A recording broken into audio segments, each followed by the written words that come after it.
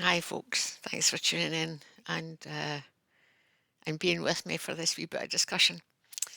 Um, it's Susan here. Obviously, it's Saturday, 20th of July 24, and it's just before 3 o'clock in the afternoon. And I only come on for a chat when I think of something. And this morning, I got triggered to talk to you. Sometimes when that happens, I forget the gist of what triggered me. So I've actually noted it down. I was watching Sol Rita from Maison Jupiter in her Galactic show, and she was interviewing a chap called Campbell Purvis, who has a show called, and I'll probably get this wrong, Autodidactic 999, Autodidactic 999, and he discovered through watching other people's how much your history had been messed about with and just wasn't true. And his own site is full of pictures and stories of Tartaria and so on. And that's basically what Sorita was talking to him about this morning. And then he really came away with some really good evidence. And it made me think a couple of things, actually. First of all, um, living in the moment. It made me think of living in the moment because if we are too worried about what's happening tomorrow or too concerned about what we did yesterday or what we've done in the past and we're allowing it to niggle us, then we're not seeing the now.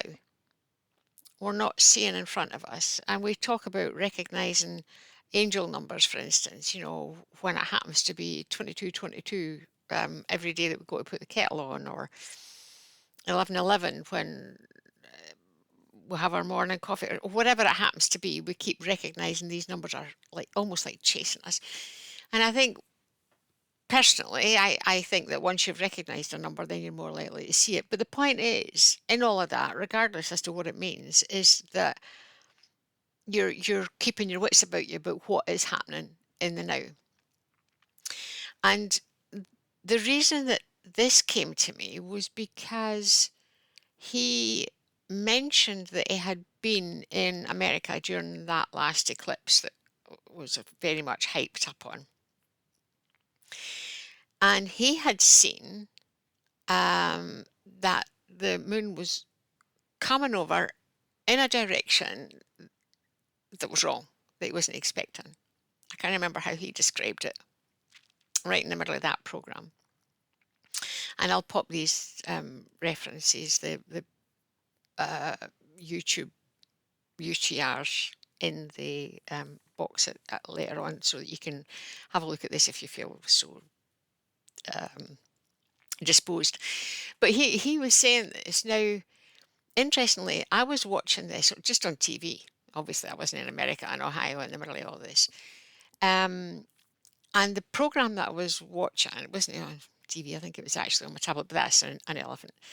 The program that I was watching was taking snippets across the pathway of the eclipse. So I watched it coming in and crossing over Texas and moving up.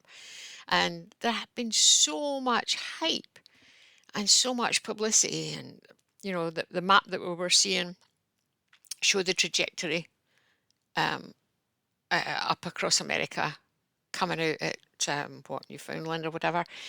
And then the other one that came in, the previous one, which gave an opposite line, thereby creating this cross in America. So I was watching it pinpointed several of these across the trajectory. It didn't keep an eye on all of them, obviously. They had TV cameras at various points. And there was a point where there were town, city, whatever, where these two crossed. I can't remember the name of it. I remember it began with a C. You know that helps you much. I'm beginning to sound like my mother, giving you half a story. But I remember it struck me that it had something to do with coal mining, but I genuinely can't remember for the life of me the name of the place. But it was exactly on the point where these two trajectories crossed. And on that one, for some reason, which I tried to explain away in my head, the moon had come across in the opposite direction from the ones that I had seen before. You've probably seen a mirror image here. By the way, on all the other ones, the moon had come across. You saw them covering the sun, um, the sliver of it disappearing, and then it came out the other side. On this one, it went that way. And I tried to justify it. Nobody mentioned it at the time. I'm thinking maybe it's a mirror image. If they were looking at it, on because you keep being told not to look directly at it. So, I was thinking all these things. And excuse it. So, in the days that followed, there was one video that I saw that mentioned it in the passing. That somebody had commented something about the directional passage, although it didn't mention that particular town at the time. Now, this chap, Campbell Purvis, he said he had been in Ohio at the time and he saw it come in a wrong direction from what was expected. So there's only been a couple of passing remarks about this, and that's why it made me think that all this business, about the awakening, staying in the moment, because of all the people that saw that, watched the TV or whatever it happened to be, hardly anybody. Well, I've only seen 2 references, and I watched a fair amount, and at the time I watched it, a fair amount of the eclipse, not an awful lot, because I thought, what a lot of hype. We've never had that level of hype and publicity for an eclipse in the past, but this was biggie. And it made me wonder if this was a deliberate, if the sun and the moon are not what we have been told they are, and I'm now open to all of this. So if they're not what we're told they are, was this publicity deliberate to attract people to this in order that this was the start of an awakening?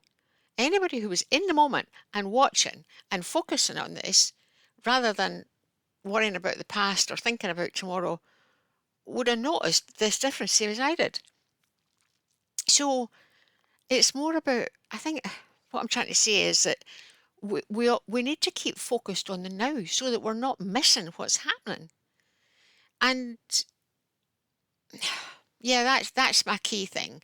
And then I get the question, oh, do you believe all this nonsense about the moon isn't actually the moon and it's something else and blah, blah, blah, blah, blah? I don't know. Do I believe it? No, exactly. It's not about what I believe. You can make yourself believe anything. It's what you know. And in my heart, what I know, in my gut, what I know is that things are not what they seem. What they actually are, I don't know, but that I definitely feel that they're not what they seem.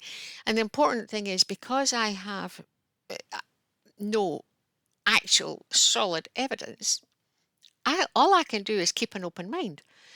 And I think that's what I would like people to do. Stay in the now and keep an open mind so that when you see something that doesn't fit the pattern, doesn't fit the narrative, you log it away for the next thing that comes along that doesn't fit the narrative, so that you begin to piece together your own jigsaw. We all have to have our own story, our own beliefs, our own knowledge. Do I believe it? Do I know? No, I don't know. But I'm willing to find out and I'm willing to stay open. And I think that's the key to everything that's happening just now. An open mind, stay willing to learn, stay open-minded, focus on the now so that you see what's happening around about you. You're not dizzy about the past or worrying about the future. Oh, this has been a long one, 9.5 minutes. So, better let you go. Sorry about that. Live, love, be happy. And thanks very much for joining. If you think this would start a conversation with somebody else, a discussion, keep an open mind, then by all means pass it on. But as far as I'm concerned, thank you for watching, and hopefully I'll have something to think about again soon. Bye-bye.